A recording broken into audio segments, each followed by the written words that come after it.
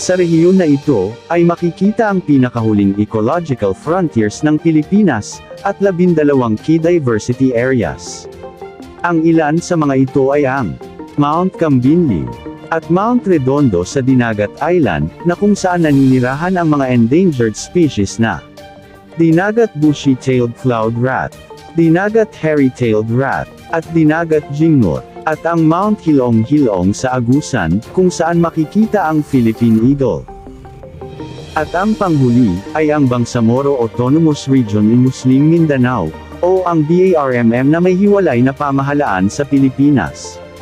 Pinalitan ng BARMM ang dating ARMM, o Autonomous Region in Muslim Mindanao. At nabuo sa pagpapatibay ng Bangsamoro Organic Law, na naganap noong ika-21 ng Enero at ika-6 ng Pebrero taong 2019, sa ilalim ng pamumuno ni Pangulong Rodrigo Roa Duterte.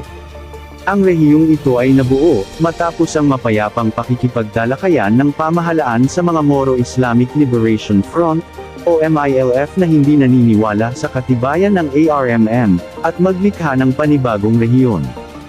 Ang rehiyong ito ay binubuo ng mga lalawigan ng Basilan, Lanao del Sur, Maguindanao, at Tawi-Tawi, at ang lungsod ng Cotabato. Ang BARMM ang natatanging Muslim Majority Autonomous Region sa buong Pilipinas.